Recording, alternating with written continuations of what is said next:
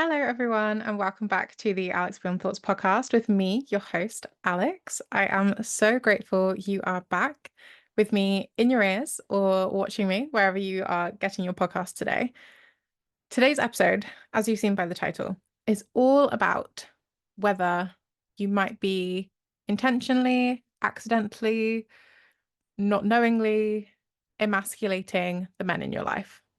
So, I really wanted to speak to this topic because it is something I have seen come up again and again within personal relationships, within relationships I've been around enough to observe, within Instagram content I've seen, influencers talking about things like there's been quite a few places this topic has come up, and it's a very touchy subject for so many people. And it's a really activating and triggering topic for so many people. And I thought I would just add my 2 pence in, really, because I do teach on feminine embodiment. I do teach on masculine and feminine balance. I do teach on relationships and things like that. So it just felt really aligned for me to kind of have this conversation and bring this conversation to the podcast space because we all know I love a yap. Like, I love a conversation. I love a dissection. I love an analysis. I love a question. One of my key lines is get curious with yourself. So this is all about getting curious with emasculation and how you are consciously and subconsciously treating the men in your life. So let me preface this as I always preface my episodes. For anyone new, I'm all about not shaming yourself. I'm all about curiosity and intrigue and just kind of like second and third degrees of thinking about your actions, how you show up in your life, how you think about things, and how you treat others, really. So, with that being said, everything I'm going to say in this episode is probably going to trigger you. You're probably going to feel some kind of way about it. You're probably going to feel a bit activated and maybe feel like I'm picking on you or like I'm saying some things that might not align with your current values or thoughts or belief patterns, right? And that gets to be okay. I get to have a different opinion than you. I get to think differently than you. I get to act differently than you do. I get to have different standards than you do. That doesn't mean mine are better. It doesn't mean yours are worse. It doesn't mean mine are worse or yours better or anything like that. So let's just preface this episode with that. Huge disclaimer that you get to take what you want from this episode and leave whatever doesn't land for you. So if you disagree with things, just leave it there. You don't have to do anything with it. You don't have to analyze yourself further. You don't have to think, oh, is she right or am I wrong? Or da da da da. You just get to get curious with all of this work and take what is working for you and leave what doesn't. Maybe at this time in your life, it's going to hit and you're going to love this episode and it's going to be exactly what you need to hear. And in other times, you're going to reject all of these ideas. You're going to think this is a bunch of shit and you probably don't want to listen to this again. Maybe 6 months, you'll change your mind, but that gets to be fully okay. So, with that being said, let's dive into this episode on emasculating the men in your life. So, really, I want to begin with a bunch of questions, and I'm going to then elaborate on some of these questions, right? So, the first question, straight off the bat, do you think you are mothering your man or emasculating him? And if your immediate answer is no, get curious. Is that entirely true? If your immediate answer is yes, get curious. Is that entirely true? So, do you think you are mothering or emasculating your man? And that's really going to determine whether we actually are starting at a point where you know that you are and you want to be open-minded in changing some of that because you know that's probably not the most enjoyable thing for the men in your life. Or you're going to be like, no, I don't. And some things that I'm about to say might trigger you. So, are you aware of the fact that you may be mothering or emasculating your man or the men in your life? So, some follow-up questions from this, kind of a yes and no, kind of a thought provoker. Do you allow him to make his own decisions? And when we say allow him, do you interfere? Do you insert yourself in the decision-making process? Do you just volunteer some thoughts? Do you make assumptions based on what you think they might decide and then drop some hints around the subject to make it clear what your opinion is? Do you ask him to consult you first on every decision? Do you allow him to make his own decisions? Right? And this might be like, whoa, okay, first up, this is kind of heavy. I don't think I do. I don't think I actually just allow him to think it something through by himself, make a decision and be okay with whatever the outcome is. Interesting, right? So immediately, first point there, if you're not allowing him to make his own decisions, if you're not allowing him to be a man on his own and make decisions for himself, are we seeing already emasculation creep in? Are we seeing mothering behavior creeping in? Now, there's a big distinction between mothering behavior and being caring and nurturing and kind in your relationship. There's a difference between doing acts of service simply because you want to and it's filling up your cup and it's filling up theirs versus doing it out of manipulation or out of hassle and guilt and like, oh, I have to do this because he won't. So when we're talking about mothering and when we're talking about emasculation, these things are kind of manipulative in the sense where this is going to be used as emotional blackmail later. This is going to build resentment later. This is going to build negative feelings towards our relationship with that person, whether it's our partner or not. We're going to build negative feelings towards them as a result of this behavior that we're inhibiting right now. Inhibiting might not be the right word, but you see what I mean. Okay, next question. Do you ask for something to be done and then do it yourself immediately? Sorry, I forgot to mute my phone. Then do it yourself immediately with no grace or respect for his time or the process in which he moves because you're panicking yourself. You've got this feeling of like uncomfortable pressure and tension that you've asked for something to be done. Is whatever they've been doing is not immediately been dropped and like jumping and tripping over themselves to fulfill the thing that you've asked for. So therefore, this panic and pressure and uncomfortable, like this what's the word there? Uncomfy feeling is coming up. So then you just have to do it yourself immediately, whether it's taking out the bins, whether it's doing the washing up, whether it's folding the clothes, whether it's assessing finances or picking up the kids from school, like whatever the duty it is you feel like you have to immediately do if they don't drop everything in that very second and jump and trip over themselves to do it, you begin to feel that panic and that tension and you just want it gone, so you do it yourself. But you don't do it yourself quietly. And that is something we don't often pick up in ourselves that we do. We don't do it quietly. We don't just go, oh, okay, they're busy. Let me just get it done. And then I can just take it off my mind. The mental strain is gone. I can carry on with my day.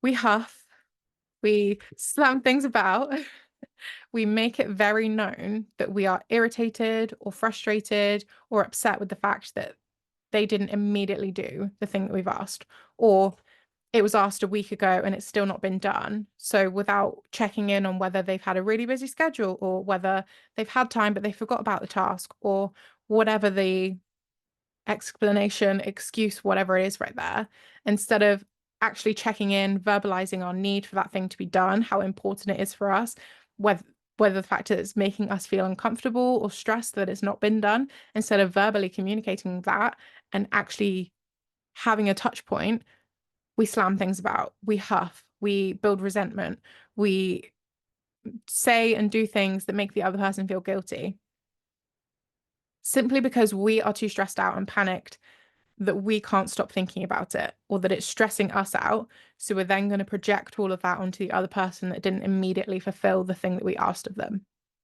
And there is definitely responsibility here in the other person for not doing the thing that you've asked of them because you did communicate it the first time. Absolutely. There is, I won't say blame lane there, but like there is a responsibility on their end that they haven't listened to you or they haven't fulfilled the thing that you've asked of them. But if it hasn't been more than a split second, 5 minutes, 10 minutes since you asked the task to be done or asked for whatever it is that thing is, so you immediately do it yourself, we're not really respecting our partner or his time. We're not respecting his process for how he gets things done. That thing might be third on his priority list today. So once he's got the other two things done, he might then follow up with the third thing that you've asked for. It might be that he's doing something really important that you just aren't aware of right now, but he's not had a second to communicate that to you because you've already gone, oh, fine, I'll do it myself. And huffed and puffed and slammed and got upset. And now he's feeling bad that he didn't prioritize something, even though he has his own priorities or he has his own important thing that he was doing. This doesn't mean either of the things are more or less important. It doesn't mean that his business meeting is more important than taking the bins out that you asked for 2 days ago, right? There's not a level of importance in these priorities, but there is a level of respect that we need to have for other people's time and the priorities that they have and the processes they have for getting things done or thinking about things or executing on things because they are the people we love and care for. If this is someone you absolutely despise and you do not care about them or their feelings or their priorities or the way that they process and handle things, sure, go fly off the handle. Like, I'm not here, I'm not here to tell you not to. But if this is the person you're in a relationship with, you are in a marriage with, you are in close personal relations and potentially they're your roommate or whatever, like, we should be having a level of respect and grace for their time, for their process, for the way they handle things. And if we are stepping in, making them feel bad for us having to step in to do something, projecting all of this unwanted energy that we're holding because it hasn't been done onto them, can you see how we're chipping away at relationships? Can you see how we're emasculating the other person? Can you see how we're mothering them and nagging and making them feel bad or manipulating a situation so that we come out looking better than they do? Like, do you see how all of this is very quickly going to compound into unhappiness? It's going to quickly compound into resentment building in a relationship. It's going to make you feel like you have a child to look after, and it's going to make them feel like they've got a mother nagging at them, like they've got someone that doesn't respect them, like they've got someone that doesn't consider their time. The same way, if they're not listening to you, if they're not communicating well, if they're not prioritizing things that are important to you, it's going to make you feel like you have someone that doesn't respect your time or respect your wishes or respect your priorities and things that you find important. Definitely goes both ways. But really, all we can do is look at our own behavior. The only thing we can alter is our own behavior and hope that as a result of us altering our own behavior and our own actions, that other people begin to act how we want them to treat us. Right? So something to think about there. Where are you asking for something to be done, not giving it a second, and immediately jumping in yourself and then causing resentment within yourself and with them? Next question. Do you trust him to do whatever needs to be done? Or do you do it yourself because you can't let go of control? So kind of the same thing as before with asking for something to be done and then immediately jumping in yourself. Do you actually have a level of trust that once you express yourself, once you have that level of communication, that whether it's this point or another, that thing will be done? Do you trust that he will follow through with saying, okay, I'll do that thing?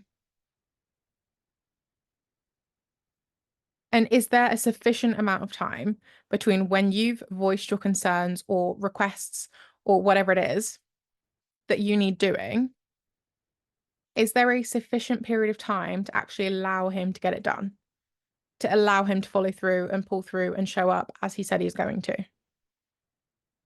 Or do you leave a really short amount of time that you think is enough to get the task done or follow through or communicate better or whatever it is, and you immediately do it yourself just because you can't let go of control?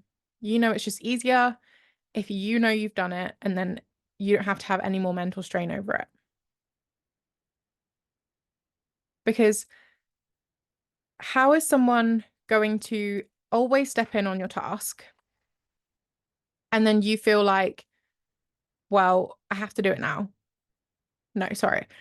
I take that back. That's not the right way of wording it. Let's role reverse. You are your partner and he has just asked you to do something. And then he immediately goes and does it himself within whatever time frame. But you haven't had the time to show up yet, as you know you needed to follow through on the thing you say you'd do. How would that make you feel? It would make you feel a bit unwanted. It would make you feel a bit emasculated. It would make you feel like, oh, they don't trust me to actually do what I say I was going to do. It doesn't feel good, right? So can we flip it round? When we flip it round, can we have some grace in the fact that they said they were going to do something and we are now going to trust their word? Because it not only reinforces that trust, but it also shows that care and gratitude that you trust that they are going to do what they say they're going to do.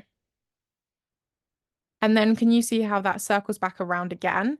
And it makes it lets you know that the next time you ask for something to be done, you can trust in the fact that they're going to show up and do it because last time they did, and this time they will do.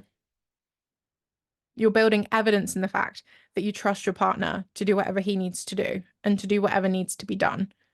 Whether you vocalized it and asked for it, whether it's a household chore that you just know needs to be done, and so does he, whether it's something with the kids or something with the in-laws, if it's been discussed or if it's been vocalized before, there's been communication over the thing, and everyone's aware it needs to be done. Can you trust that he will do what needs to be done without the nagging, without jumping in to control it yourself, without constantly checking in to see if it's still being done? There's a difference between going, oh, babe, like about that thing, you haven't spoken to me about it in a while. Like, is everything okay there? Do you need support on it? Like, can I take a load off you? What do you need? There's a difference between coming at a subject from that angle and going, well, I asked you to do this amount of time ago. Why hasn't it been done? You don't prioritize this. You don't think about me. You don't do this. Like, there's two completely different elements and ways of coming about this when you're communicating for a check-in on that thing that needs to be done. So checking in with yourself on how am I approaching this when it's not being done? How am I asking if I need that reassurance that it is being handled? How am I approaching that conversation? Because again, we can only control ourselves and how we approach things. Your partner might be ignoring you.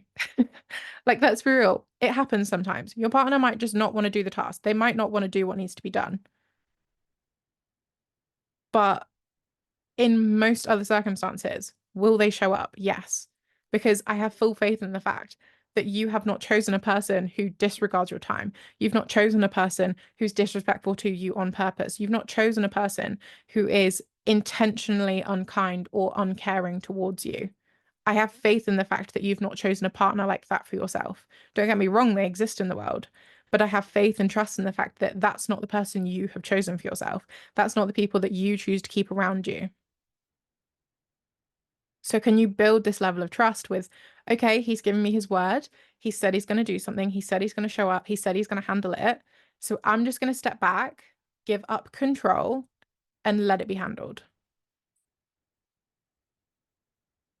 That's an interesting one. Might be a little bit triggering. These two questions, I think I'm going to interlock. Two kind of questions here. Are you shaming him for his interests and preferences? And do you incite embarrassment as a relatability tactic in a public setting? So when I say that, I mean, like, do you intentionally bring things up that might not be shared in a kind way? You're not doing it in a loving and kind way so that you can be in control of the narrative or the joke. So you tell the joke before it can be told for you.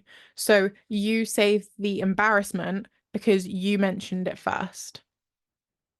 You save yourself feeling uncomfortable over this thing your partner likes or does or has done. You bring it up as the joke in relatability to the people you're around so that you're in control of the narrative of the story. Like, oh, it's okay. I already know about it. So, like, it's funny. It's fine. But do you bring that up in detriment to them? It's an embarrassment for them. It's being brought up in an unkind way so that you feel powerful and in control, but they feel the embarrassment or shame or cringe or whatever the other emotion is? Are you shaming him for the interest and using it as a relatability joke? Are you shaming him for his preferences on things because they're not the way you would like it done or the way you like things? Now, this one can be really jarring for us because we think it's a way that we're connecting. We think it's a way that we are showing people off, or we're connecting them with a new group, or we are softening the blow kind of thing, right? But actually, is it just causing harm that we're unaware of? Is it causing others to feel emotions that they wouldn't necessarily have felt otherwise had we not brought it into a public setting? Are we shaming them over the things that they're enjoying because it's not something that we would enjoy? That doesn't feel good for the other person. And we don't necessarily notice we're doing it because we feel like it's fun. We feel like it's a joke. We feel like like it's a kindness by bringing that kind of level of connection to others. But actually, it doesn't feel so good for the other person. Are you making a joke about his sport? Are you making a joke about the fact that he lost that game or that match? Are you making a joke about the fact that his boss called him out on something? Are you making a joke about the fact that he has crazy in-laws? He has crazy parents, you have crazy in-laws. Like, whatever it is, are you bringing up stuff in a public setting that could possibly incite shame for him or embarrassment? Because this is a really sneaky way we can emasculate the men in our lives. And we don't realize we're doing it because it feels like it's from an endearing or a kind place. But if you look a couple layers deeper, it's so that we have control over the narrative. It's so that we feel like no one's playing a joke on us. We're actually telling the joke. No one's going to laugh at our expense behind our backs because we're the ones that bring it up first.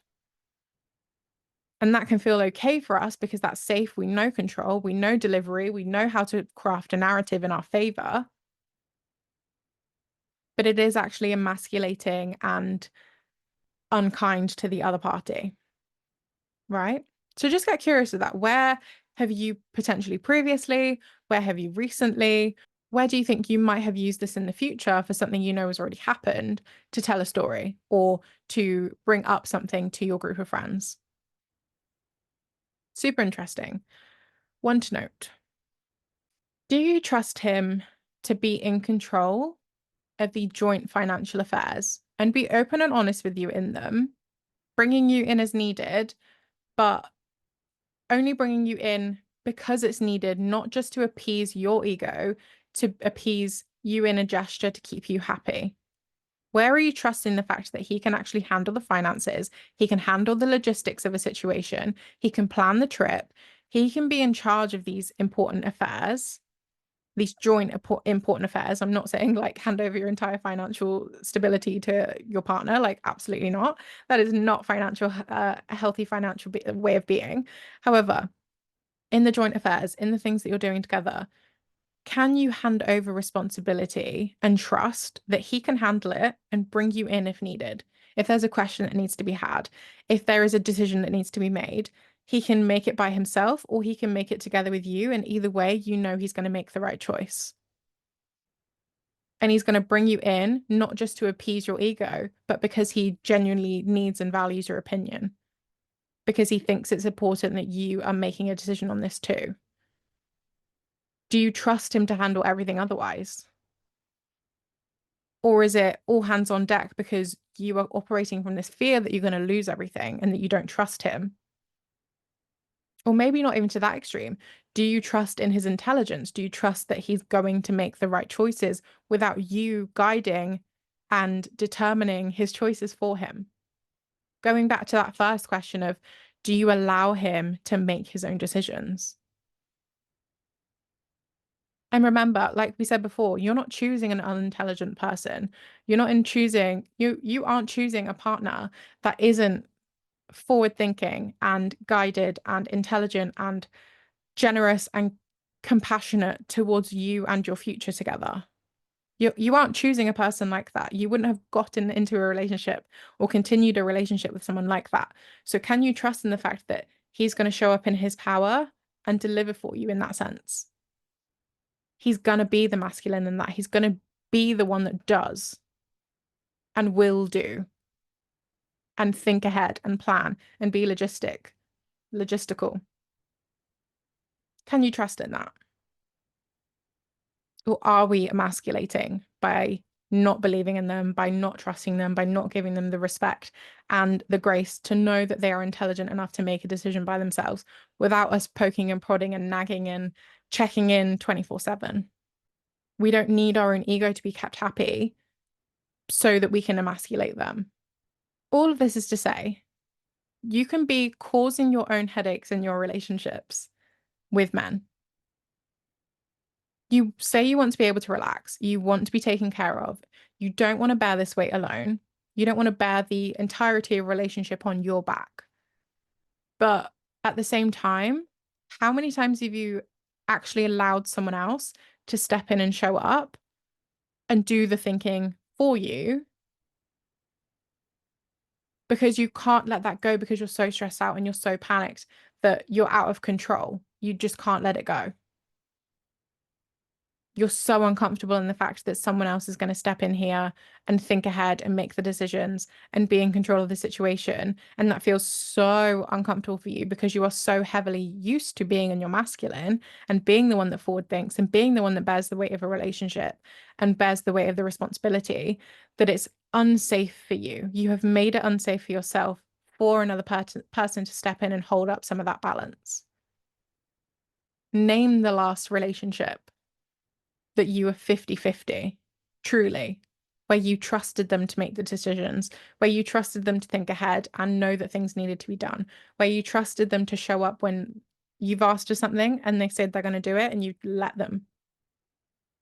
When you've not manipulated your partner in a way to make a decision because that's the thing that you want and you're worried they're not going to make that decision too. So you put those little sprinkles of ideas and thoughts and opinions in place so that they know, oh, she's not going to like that, or she is, and I should make this decision so that she's happy.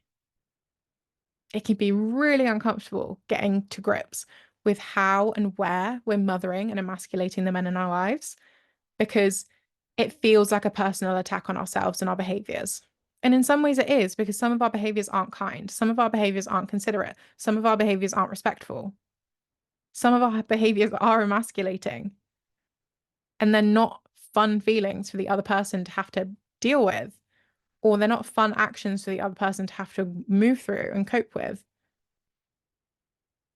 And coming back to this frame of reference of we can only control ourselves. In some situations, you may have felt that you had to do this in order to get what you needed, or have the support that you needed, or feel some semblance of trust and safety in the relationship. And maybe that person just wasn't for you. Maybe that person isn't for you if you're feeling like this now and you feel like, actually, he's not intelligent enough. Actually, I don't trust him. Actually, he's not responsible enough to handle everything. I have to step in, otherwise it would go to shit. Maybe that isn't your person. Maybe that's not the one that you want to do 50-50 life with. Maybe that's not the one you want to share finances or a child with. Super jarring and super triggering and super activating in this conversation because it highlights some of the shadows we hold ourselves and some of the things and actions that we take ourselves that we don't necessarily love and that we don't necessarily want to be super aware of because it then feels like we have to change them. And change is scary, but it also fosters better relationships. It also means you are able to relax. You are able to be taken care of. You don't have to bear the weight alone because you've rescinded on these behaviors of emasculation and mothering that deter the other party from wanting to take care of, from wanting to think ahead, from wanting to make decisions because they feel like they're just going to be dismissed anyway. They feel like they're going to be disrespected in the actions anyway. They feel like they're not going to be listened to or controlled or whatever the insert like feeling is there. We've made it so that we feel unsafe to be in our feminine. We've blocked off that side that can receive. And we're always feeling like we have to do and we have to be. But actually, we can step back into our feminine. We can begin these shifts to notice these behaviors that we're doing and let go and say, you know what? I'm just going to receive here. I'm going to trust here. I'm going to communicate what I need. and trust and have faith in the fact that I've chosen a person that's going to show up for me. I've chosen a person that is going to perform in a way that is going to be pleasing for me. And it's really interesting the fact that mothering your man is another way that the good girl in us manifests. So when you kind of graduate from being a good girl as a teenager and a child, you kind of graduate into this like mothering and maternal aspect of your relationships with men. You feel like you can't be seen forgetting anything or not being useful to your man and to your relationships. So you become overworked in a maternal capacity. You become overworked in a mental capacity. You're overexerted in your caring capacity and your compassion for others and showing up for others. Energetically, you become so stretched to the max, but you don't feel safe any other way because you've done this for so long, or you've reinforced these behaviors for so long. Because if you don't show up like this, if you don't mother your man, if you don't overperform in your maternal or your mental or your caring capacities, you might not be seen as a good girl. You might be loved less because of it. You might be needed less because of it. People might disregard you because of it. If not the whole village is leaning on you, well, then who will? If that's how you've received love all this time, how are you going to receive that love if you take away some of these behaviors that do emasculate and do mother others? It's really jarring to realize when some of these behaviors that we're talking about come out in ourselves and that we are manifesting the good girl behaviors through this mothering. So what I really want you to do with all of this knowledge is some integration work, right? I want you to feel into your body when you get this urge to mother or emasculate or take control of a situation. When that comes over you, I want you to feel into your body. What is your body alerting you to? Is it this uncomfortable feeling? Is it this pressure and tension that something's not being done that's on your mental list? Is it the strain of not feeling like you can trust this person? Is it the fact that you've not communicated well, so you think it's going to be missed? What is your body alerting you to? What are the sensations, like what are the physical sensations in your body? If that thing that is just on your mind and it needs to be done, what is the physical sensations? Like, are you hunched up? Are you shallow breathing? Are you feeling like you've got a headache coming on? Like, what are the actual physical sensations that are coming over you? What are the compulsive thoughts? What are the things ticking around your mind? You might notice these are compulsive because they happen quite regularly. If it's over the dishes being done, if it's over the bin being taken out on time, if it's over bath time, like whatever it is, what are the compulsive thoughts that keep coming up for you? And what are the fears that are coming up when you want to lean into that overbearing, mothering, masculine, taking control persona that you've created for yourself? Because really it is a persona. It's this good girl manifestation. It's this shade and facade that we put over ourselves so that we can show up in that. You've created this for yourself and others have created it for you. But now that you know better, you get to do better for yourself so that you can be a happier, healthier version of you, so that you don't feel this resentment building in relationships because you're emasculating a mother and your man, because you feel like you're dating a child. But we can only change our situations when we take control over ourselves and our actions and our behaviors. And in this, it's emasculation, it's mothering.